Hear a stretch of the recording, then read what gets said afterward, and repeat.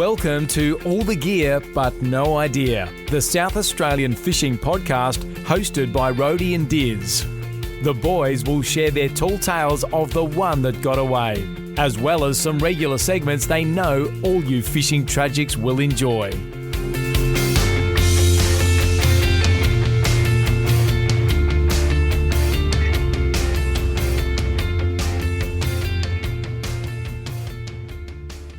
G'day guys and welcome to episode 150 of All the Gear But No Idea, the South Australian Fishing Podcast. We've got Paul Wilton, who is the president of the Game Fishing Club. Rhodey, good to be here with you. Dizzy, it's great to be here, Paul. It's going to be a great chat tonight about all things the South Australian Game Fishing Club. And Dizzy, great to make episode 150. We're going to do a cheers here. We're going to cheers our Cheers, Pirate. mate. What do we got? The Pirate Life South Coast Crisp Lager, kindly donated as a bit of a present from Simon Green, who joined us the other week for the podcast. Oh, very, very nice of Simon to buy us some beers.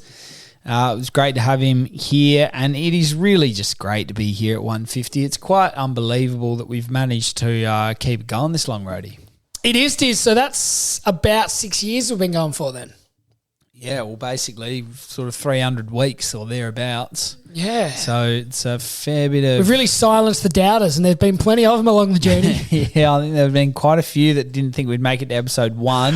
We almost didn't. We had about 4 goes at recording episode 1. False starts at episode 1, but anyway, we're here now, Rhodey. Let's get into our oranges and lemons because we've got a fair bit to get through today. So I'll kick us off with the orange, which for me is just booking in a bit of leave at the end of Feb. Oh, Diz, definitely. We're going to go to Yorks. Yeah, we're going to go to York, so we just now got to hope that the weather lines up and that we get a good few days out on the water, which I'm sure we'll be able to do one way or another, but I'm looking forward to that now. Are we allowed to say we hope the algae's all good by then? Oh, or are we not talking about that for episode 150? Yeah, look, we'll try and keep it bright and cheerful, but let's certainly hope the algae doesn't get worse over summer. That's what we're all hoping for, I think. Certainly is, Diz, and I don't know about you. People keep thinking we're some sort of experts in this algae, and they say, what's going to happen? And I just keep saying, well, the experts say it's going to get worse, but they also said it was going to get better in winter, and that didn't happen either. So who would know?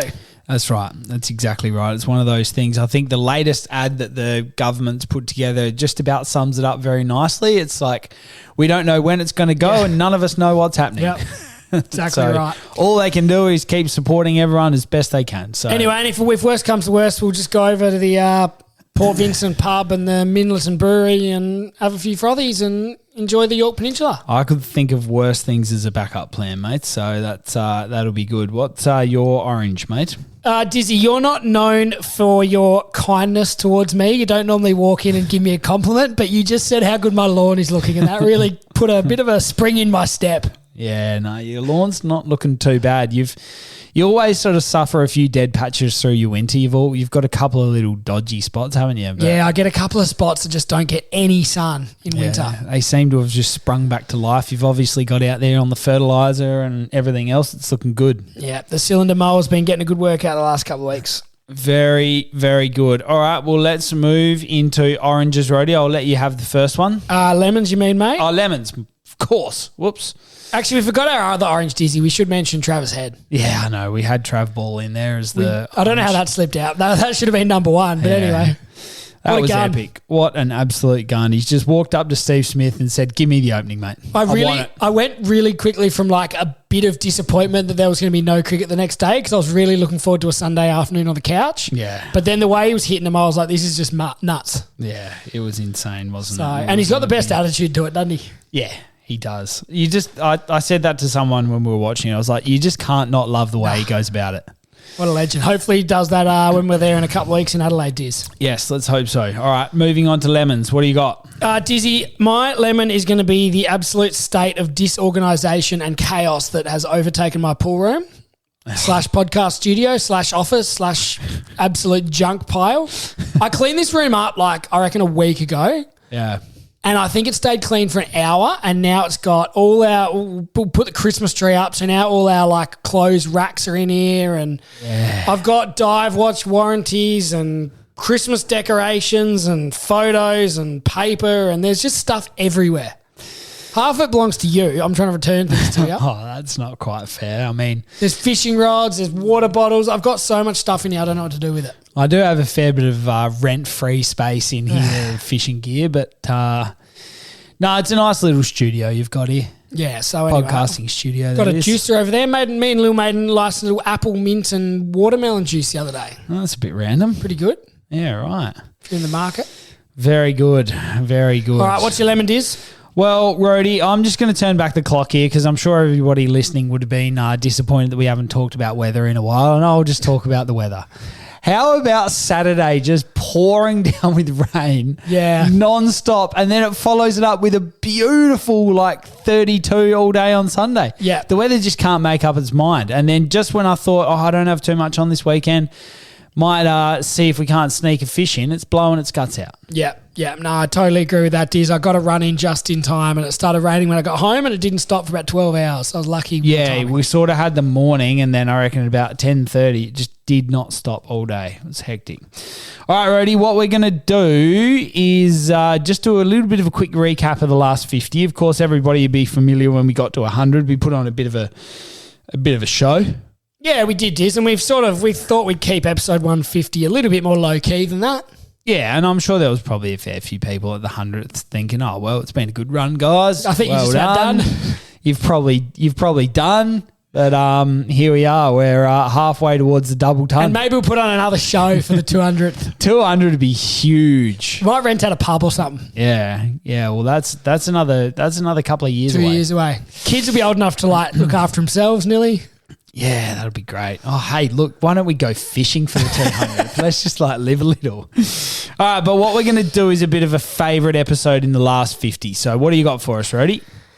Dizzy, I found our chat with Josh Carpenter from Shimano really, really, really interesting. I just thought we learnt a lot out of that. There were a lot of things that we didn't know. Remember that little anti-twist fin that he talked about? Yeah. Little things like that just... You look at them and you think, these are cool reels and rods, but some of the technology that he explained is pretty amazing. Yeah, it was. He certainly was the guru of all things Shimano fishing gear. He had an answer to everything with the level of detail that you just know is well renowned within the Shimano ranks, and it was great to have a chat with Josh. My episode highlight, if you like, over the last 50 was the review with Popey, Ash, and Steve after the Tuna Classic. Well, is that just because you got to rub in that you went and I didn't, or? Well, it was a little bit of I couldn't believe how lucky they got with the weather. Again, it was an absolute mill pond. Had a wonderful day out, wonderful few days out on the water court. Heaps of tuna, and it was just pretty impressive that they got to $100,000, and those guys took out the prize. So it was great to have a chat with them. Yes, Diz, and we'll have to get them on again soon, Diz, because that competition will be upon us very shortly. Yes, good call, Rhodey. All right, and a little bit of a special mention, if you like. Yeah, I thought that Nathan Eats from Cape Calamari was really it was quite sad and quite, it made the algal bloom hit home. Remember, he hadn't caught any calamari since Easter, and I think he still hasn't caught any from his social media. Yeah. But that just gave the, hardship that people are facing a bit of a face and a bit of a story. So I thought that was a really interesting episode as well, Diz, and just how he was, trying to go out and search for him a couple of times a week and some of his stories around that. I thought that was a really good episode too. Yeah, good call. And my special mention was Jamie Crawford coming on the podcast again. It was great to have him on for a second time. Every time you chat to him, you always get just that little bit of element of jealousy about how well he does at fishing, how great, his diverse range of options are down there, and the fact that he still just finds a way to get around everything and everyone on the whole peninsula and smashing the fishing. It was great to have a chat with him. Yep, Diz, I agree. Just he catches more freshwater fish than us. He catches more salmon than us. He catches more tuna than us, sharks. He just does it all, doesn't he? Yeah, he certainly does. He's got a trick for everything. It was great to chat with him. All right, Rhodey, give listeners a bit of an update about some socials that we've had running and a bit of the photos that have been coming through and that sort of thing, mate. Yeah, Diz, well, we are running a competition at the moment. So we put that up couple of days ago, and there is a 700 millimeter Shimano insulated fish bag up for winning, Diz, for our celebrate our 150th. So make sure you get on there and give that photo a like and a share to help promote the podcast and to celebrate our 150th episode, Diz. So that's going really well. We've got lots of people entering that. So that's the big one at the moment. Yeah, it's a brilliant piece of kit, perfect for any summer adventures that you might have in the boat or just fishing in general. So get around that. Rody, that's a great start to the episode 150. I feel like we're bringing the energy, mate. Let's get into the news. Rody and Diz have been searching far and wide to bring you the latest news across all fishing in the state, and will give you the rundown on what you need to know.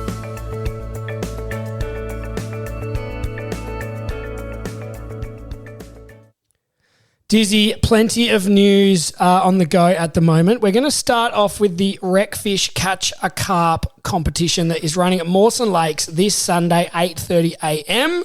There's a Facebook page they've set up that you can see on the Wreckfish SA Facebook page. They've got an event set up. Registration's open from 8:30. The team will be set up on the corner of Peninsula Drive and Lakeside Close, which is marked on the map that they've provided here.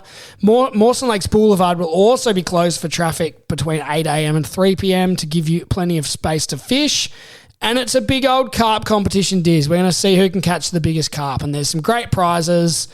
Entry is free, I believe. You just have to go and register before you start fishing. Participants under 18 must have a parent or guardian present. You must only fish within the designated lakes shown on the map provided at the registration desk. Only rod or handline fishing is permitted. No nets, traps or other equipment.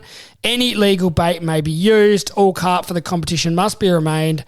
Carp obviously cannot be released, and there will be a weigh-in, disposal bin at the weigh-in, Diz. And each participant can enter for the biggest weight category and also one fish for the random weight category. That will be weighed at about 145 by Wreckfish SA staff. Oh, mate, how good. And some great prizes, I'm sure it is. Oh, yeah, if that doesn't get you excited to get down there and get around it, I don't know what will, mate. So that is what we are encouraging you all to go and do on Sunday. As you said, it's going to be a bit windy, so I'm not sure it's going to be a great one to get the boat outs. But head down to Mawson Lakes. Get down to Mawson Lakes. Great call. Rody, let's move on to something else, which is, of course, the Let's Go Fishing Comp. That's still underway. You are heavily involved in the promotion. Yeah, I'd say I was the face of it, Diz, if you want my honest opinion. Yeah. Well, I mean, sort of. But look, it was good to be. It was good. It was good that you got to be a part of that one. But I mean, well, it's not disappointing news, but it's just the facts of the matter are there's no winners yet. There is no winners at all. It's unbelievable, isn't it? And they've put some maps, Dizzy, up on the Facebook page at Happy Valley and Maiponga with some hotspots. Yeah. Where they reckon there might be some fish lurking. Saw those little stars. I know there was also a video of Asher releasing some more tagged salmon down at Sellex Beach, so that's worth a shot as well. No one has caught a fish yet, so the 10 grand first prize is still up for grabs. So get along and get involved in that, Diz. I'm very surprised it hasn't been caught yet. Yeah, me too. Well, I thought there'd be something going around by now. Plenty of people getting out and about and getting amongst it, and I thought there would have been a winning fish, but well, it's good. It gets people more excited to get down there and try and catch it. So still plenty of chances to win, Diz, and we've also got an update. There's going to be another event coming up on Saturday the 6th, which will announce the new competition locations, and Lucas Weaver is going to come in and teach people how to target callop effectively to win the competition prize. He's a guru, that bloke. I think he tagged quite a few of the fish up in the Murray River as well. Yeah, okay. So that'd be good to get along to, Diz, and find out about round 2 of the comp. So the big prize is still up for grabs, and there is also, I think, as of Monday, there is 100 tags in carp. I was going to say Murray cod, but there's 100 tags in carp that were tagged in Barmera and Lake Bonnie this weekend. Yeah, right. And they are each worth $100. Wow. So as well as the main prize that you can get fishing at all those locations we've already mentioned, go up to Barmera and Lake Bonnie and try and catch a couple of those fish that are worth $100 each. So that's live as of Monday, and I think there'll be more information to come about that one in the next few days. Yeah, good call. Well, plenty of comps, plenty of ways to get involved, get around it, and we'll look forward to seeing the results and hopefully seeing some winners before too long, Rody. We certainly will, Diz. Now, let's chat about this next one. We did just chat about Nathan from Cape Calamari, and I saw on his Facebook, this was interesting. I was reading, he went out the other day as a Sardi research day. So he said they launched just after 5 a.m, fished all morning along the Fleurieu coastline, targeting calamari. Unfortunately, we didn't catch any, and there weren't many signs of life despite having very clear water. So I think there's been him and other pros around the state that have been involved in doing some research and like looking for the fish and to see what is out there on behalf of Sardi or alongside Sardi. So good to see that they are trying to get a grip of exactly what's going on, but wasn't positive, was it? No, I was going to say that's really disappointing because some of those spots are really productive squid grounds. Yeah, so... And I mean, you couldn't have a better person taking them to the grounds where he'd, no doubt have years and years of experience of catching squid in those areas. So it's very disappointing to hear that, Rody. So, that's a bit of an issue, as we know, but something to keep an eye on, and at least they're out on the water scoping it all out, I suppose, Diz. That's the only positive we can take of it. Yeah, good call. Good call. All right, Rody, tell us about the Onka Stomper. Dizzy, so the 20th Onka Stomper and the final fishing competition was held on the weekend. So $9,483.60 was raised for Breakthrough Mental Health. They've said about 100 people rocked up with fishing rods to have a go, and another 60 came by to support the raffle, the barbecue, things like that. The winners were the largest brim, and the Onka Stomper champion was actually a junior, Jordan Rogers, 37.5 centimetres. The largest brim male went 35 centimetres, Matt Nelson. Amy Beeching, 25 centimetres, won the largest brim female. Trent Coon, 31 centimetres, was the largest mulloway. Grant Bailey Hill, 28 centimetre mullet for the other species senior. And Ben Rymill, 27 centimetre mullet for the other species junior. So that was... pretty good that all those fish were caught. No monsters, but good fishing nonetheless, and sounds like plenty of people did catch a fish. I suppose a big shout out to John, Dan and Dane, who were very involved in organising. And obviously it was held in memory of Mark Mills, who did so much work over the previous 19 years raising a heap of money for mental health. Yeah, great little wrap up there, Rody. Very pleasing to hear how much money they've raised for yet another fantastic cause. So that is just excellent to hear. And, like you say, I'm sure that, it's such a great way to honour what was a wonderful legacy that Millsy had built upon for so many years. So I'm sure there was a lot of people down there having a great old time, raised a heap of money and had a stack of fun. I'm sure it was a great day. Yes, there's no doubt. Pity we couldn't get along, but we both had commitments. So, sounds like a good weekend had by all. Love that, Brody. All right, mate. Well, that just about wraps up our news segment. It was a nice, short, sharp, shiny, juicy little news segment. And without us going on too much about that, let's move into the tackle item of the week.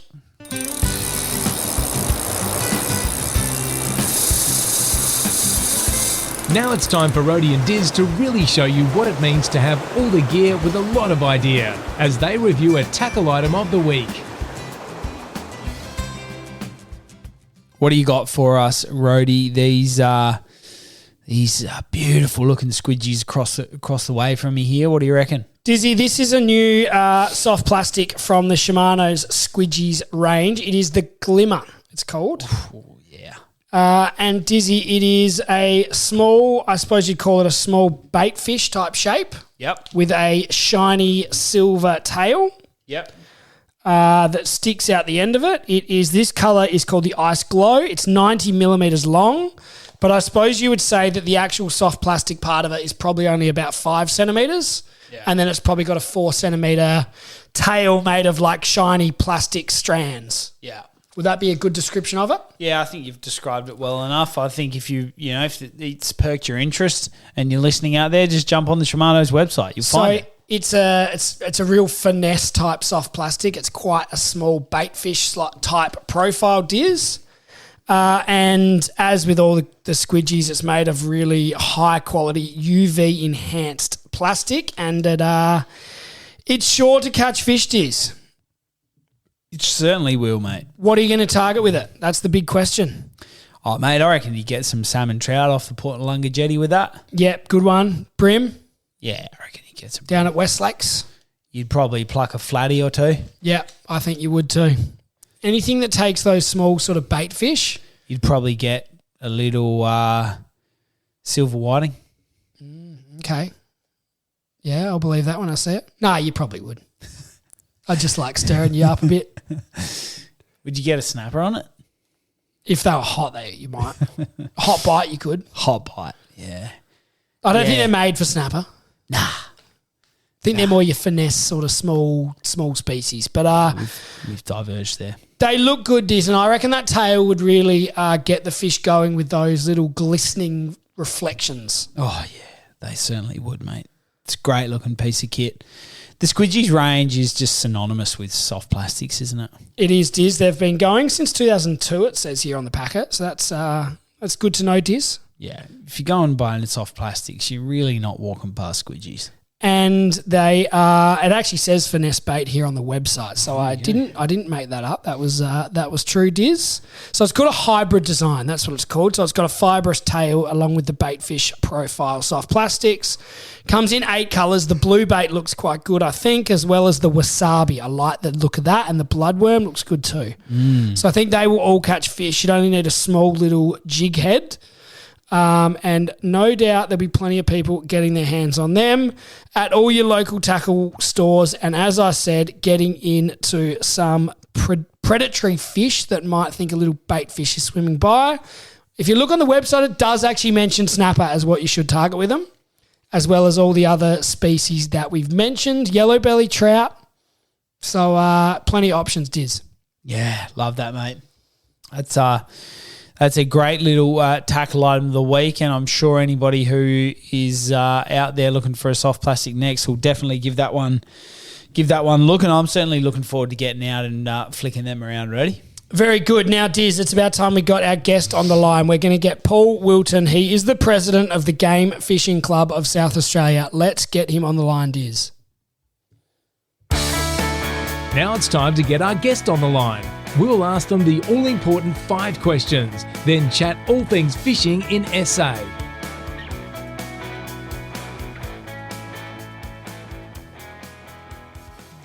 Well, Rhodey, we are very lucky to be joined by Paul Wilton, who is the president of the Game Fishing Club of South Australia. Paul, it's wonderful to have you here. Thanks for joining the show.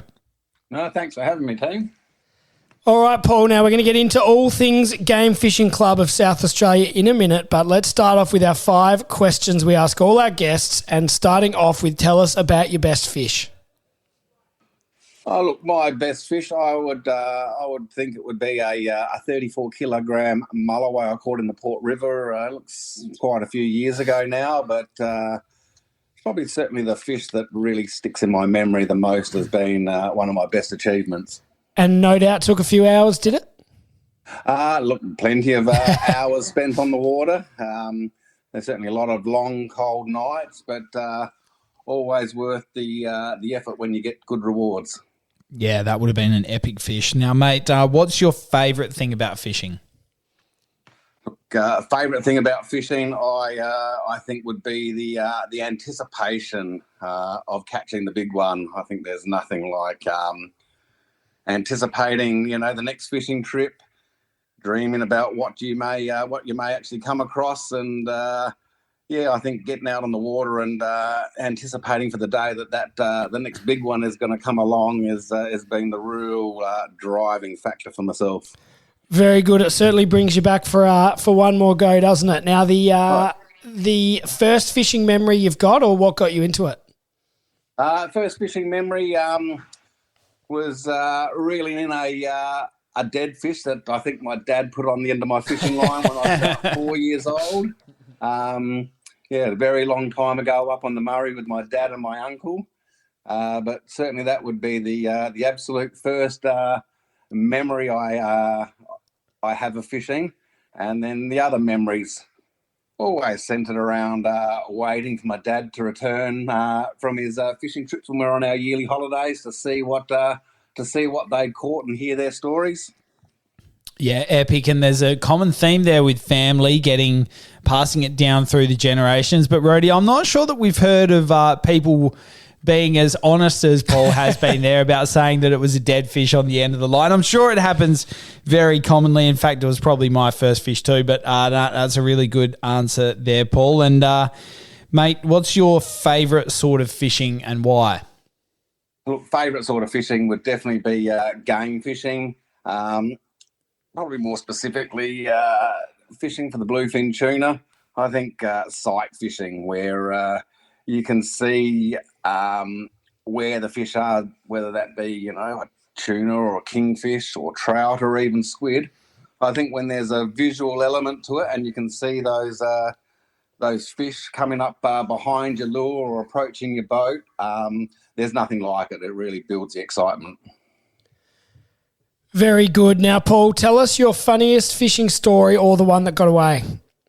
Oh, look, I think the funniest one probably relates back about 7 or 8 years ago when I was out in the boat with my 2 young kids, and my son had put his fishing rod down, and we last saw it getting dragged out over the back of the boat. So I had a few words to my son about making sure his drag was set, and then about an hour later, he pulled in the other rod he had, and he had a bit of line on the end of it, and we pulled the line, and on one end of it came the fishing rod we lost, and then continued to wind it in, and there was a 5 kilo snapper still on the other end of the line. So, who claimed the fish? Oh, definitely myself. Oh, that's a very good story. Did you get the reel working, or just got the rod back? No, we got the reel working. It had only been underwater for about an hour, and I just had to strip it down when I got home, just soak it in a bit of Lanox for a little while, put it back together, and I think that reel's still up there in my collection now as a good working reel. Oh, very good. That is a big win and a great story. So thanks for answering those 5 questions. Now we want to get into the Game Fishing Club of South Australia. I'm just looking here, Diz. We had the former president, Ralph Sabaski, on episode 27. Oh, there you go. And we're now up to, we're now well past that. So we want a bit of an update on... tell us from scratch, because obviously not everyone will have listened to episode 27. Tell us all about the Game Fishing Club, Paul. Look, Game Fishing Club of South Australia, we're actually the oldest game fishing club in Australia. We were established in 1937. Wow. A very long, proud history.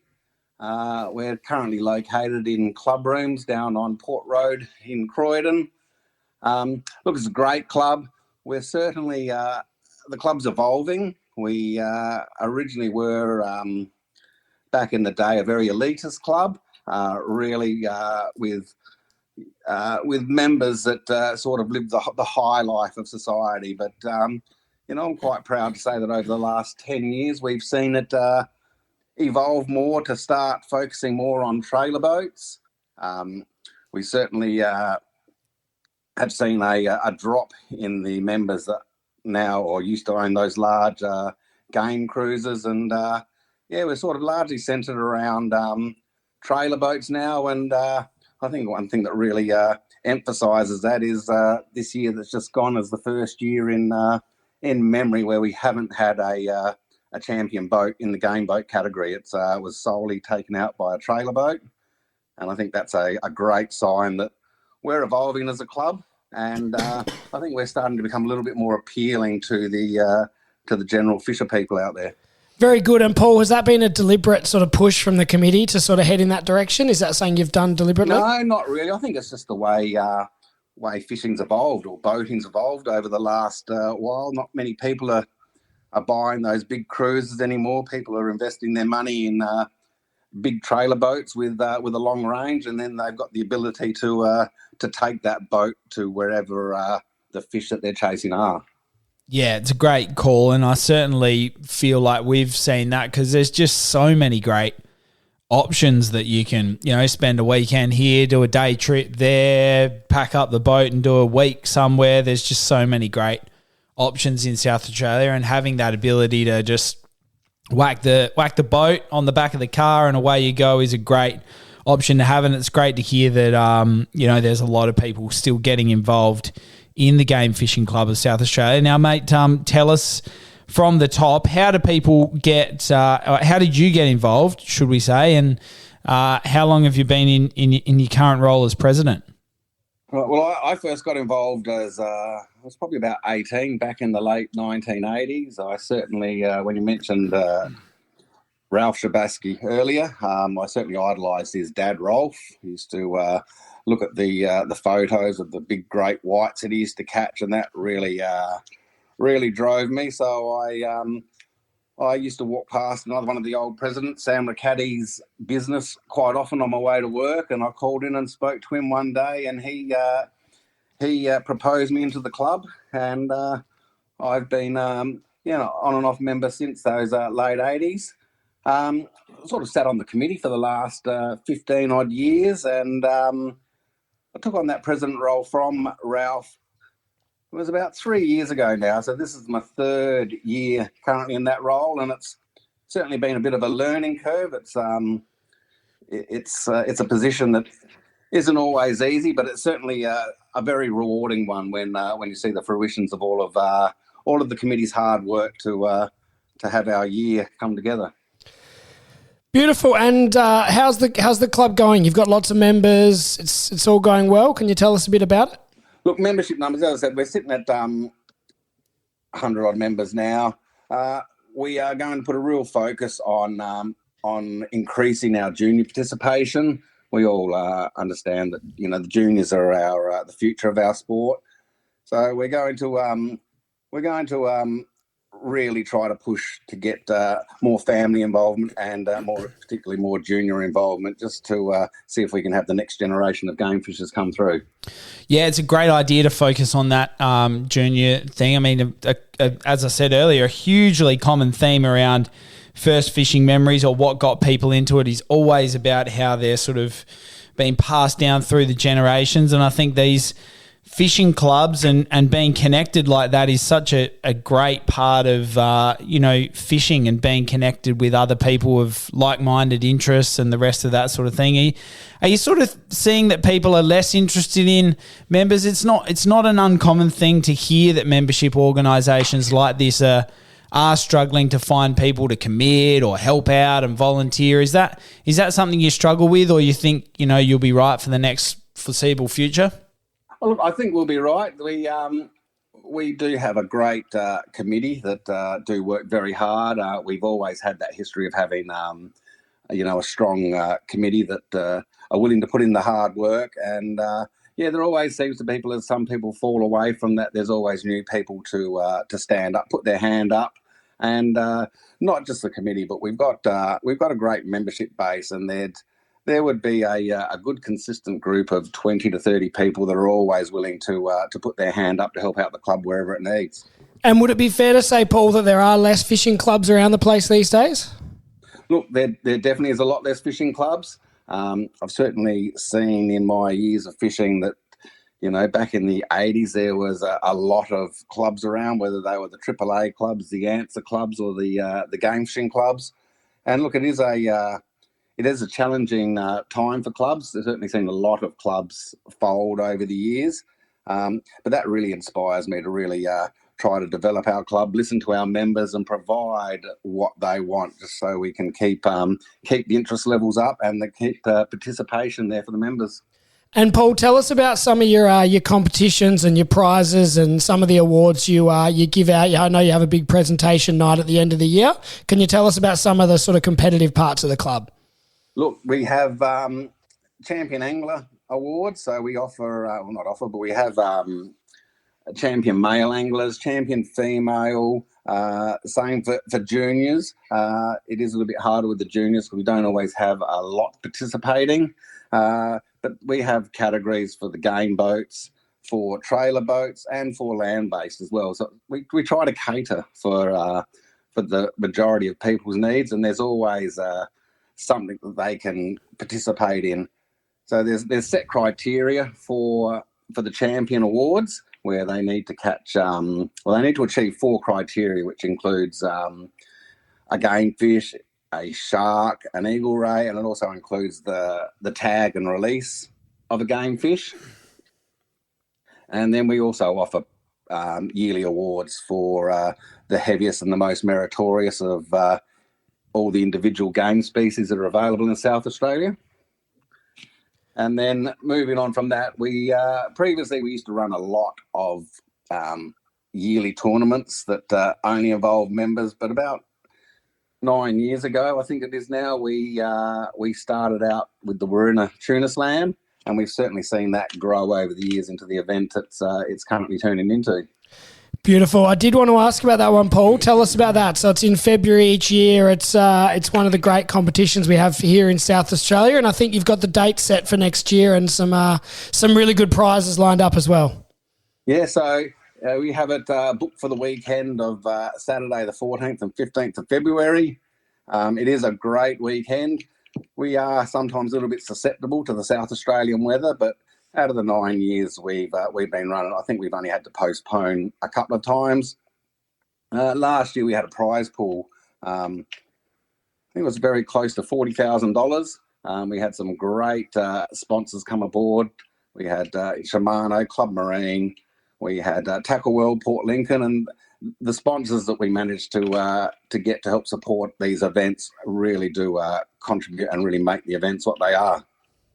Yeah, great call. And it was really just recently that we'd had Alicia on the podcast, and she, absolutely loves being involved in these sorts of events you were just talking about. So that's wonderful. Mate, tell us a little bit about, in some of your club nights or just catching up with mates who really love getting out and fishing. Tell us a little bit about the effect and people's thoughts amongst the club about the algal bloom. Yeah, well, we run an open night at the club every first Tuesday of the month where we have a bit of a barbecue down there. It's always a great social gathering, and we do open that up to the public for anybody that is keen to come down and have a look. Yeah, beautiful. And do you have speakers and stuff there sometimes as well? Is that right? We do have speakers. We try to keep it interesting. We've had quite a few other over the years. We've had Coast Guard. We've had Wreckfish down there. We've had just recently we had Anton from Shark Watch. So we try to keep it interesting with new guest speakers. And this is one way that we try to open the club for people to come down and see that it's not just always about fishing, but there's great opportunities to learn. And then there's the social aspect of being able to regularly catch up with your fellow club members and really hear what's been going on and what everyone's been up to recently. Beautiful. And have people kept on coming down the club during this algae bloom, trying to stay positive and things like that? Look, most definitely. We have that group of regulars that always come down and support the club. The algal bloom certainly has had a bit of an impact on the amount of fishing that's getting done. But we're lucky that a lot of our fish are pelagic, and they're not tending to hang around in the water that is affected by the algal bloom. There's fish always coming through, and we're very lucky that we can still target the majority of our fish without it affecting us too much. Yeah, it's a great call, and that's something we've spent a lot of time talking about on the podcast. Is there's just so many different options. Of course, it's devastating what's happening around the coast, but when you have that attitude about just wanting to get out there and get amongst it, and it's great work that you do that as part of the Game Fishing Club. Now, mate, tell us, how do people join as a member? Do they jump online? Do they come to one of those barbecues? What's the best way to get involved in the club, Paul? Look, I would suggest first thing would be to come down on that first Tuesday of each month. They kick off at 6:30 on that Tuesday night. Great way to come down to the club, meet the people, see what we're all about. We do have application forms that can be found on our club website, and they get presented each month at our committee meetings for us to sit down, and we generally approve almost all applicants we've got these days. It's very different to the old days where it was a very tight knit club. We like to see it expand. So certainly getting down there though on our club nights are the best way to see what it's about and see whether it's for each person. Very good. Well, Diz, we might have to pay him a visit and see if we can test out this membership policy and see if they let a couple of us battlers in. Paul, if I can give you one piece of advice, don't let Rhodey walk through the gates. No, Paul, we would love to come along and get involved and catch up with you all in a social sense and then see you out in the water. That'd be great. Well, maybe we can have you guys down on one Tuesday night and you guys can give a presentation on who you are and what you do. That's putting the heat on us early, Diz, isn't it? It certainly is. Hey, Paul, before we let you go, mate, tell us about your boat, or do you have one? You share one with a mate? How do you get out on the water? What's your rig? No, look, I sold my boat about 5 or 6 years ago now. Yeah.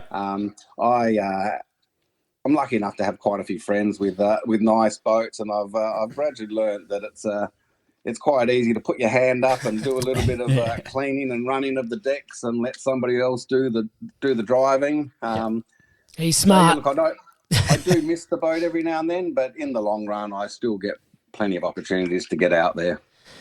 Very good idea there, Paul. You get the best of both worlds. You don't have the responsibility and the insurance bill that comes through and things like that, but you still get all the benefits. So that sounds like a good idea to me, Paul.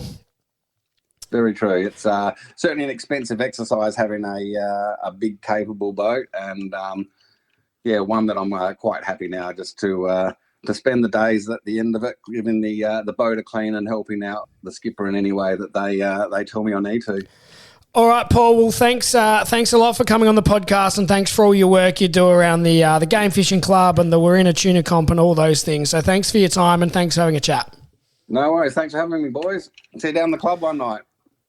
All right, Dizzy, that was great to hear from Paul about all things going on down at the Game Fishing Club, and I think we should take him up on his offer of going down and paying them a visit. Yeah, good call, mate. I think very, no doubt, a great social evening to catch up with some like-minded people, and I definitely reckon we need to put that one in the calendar, so we'll make sure we keep an eye on that. Rhodey, as you said, it was great to have a chat with them. Let's now get into our fishing report. Rhodey and Diz have been out on the water to bring you the news about where they're biting. Now it's time for the fishing report.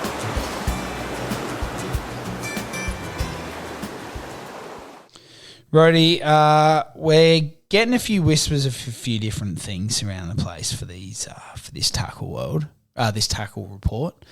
And I certainly think one of the highlights for me to start with has been seeing Clifty's post of getting a few tingers metro. Yes, Dizzy, he did. He went out from Outer Harbour, got a few whiting, a few brim and a few snapper in the Port River. So as he did earlier on in this algal bloom fiasco, he's proving that there are fish to be caught.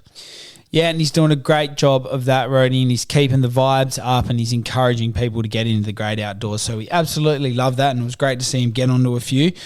Rhodey, what else have we got in the report? I'm hearing some whispers of the blue swimmer crabs rocking up. Yes, Dizzy. The Ardrossan pub has a competition running. And actually, I think it was, I'm going to have to look this up while we're talking, but I think the monthly winner got 20 pints of beer. Oh, really? How good's that? And then the overall winner, I think it was, won a big West End esky. Wow. So for the biggest crab. So that's good to see that they are getting crabs, Diz. And that was, I think it was Ardrossan pub, wasn't it? Yep. So, I actually think we should go over there and give that a whirl, Diz, because I would like to win 20 pints. Oh, mate, 20 pints, that'd be fantastic. Let alone the esky. You could the Ardrossan Hotel Motel. I'm just looking on their Facebook page, and it is monthly prizes. First prize 20 pints, second prize 10 pints, third prize 5 pints, and the overall winner for the season will win the 55 litre West End Draft esky. The biggest crab so far is Ivanhoe. He caught a 727 millimetre crab. So I assume that would be measured claw to claw, 727. Yeah. That's a good sized crab. Yeah, it's a good size crab. So we need to get over there and have a crack at that, Diz. That'd be a good one to get involved. What else are we hearing? I know Asher was down there and saw plenty of schools of salmon around Selix Beach. Yep. So they're getting around the Flurio. And a couple of them have a tag in them, as we mentioned, and you could win 10 grand. Yes. And some really good kingfish being pulled out. Yes. Wyler, Port Augusta. Yeah. Point Lowly. Yep. Some of those are targeted hot spots, if you like.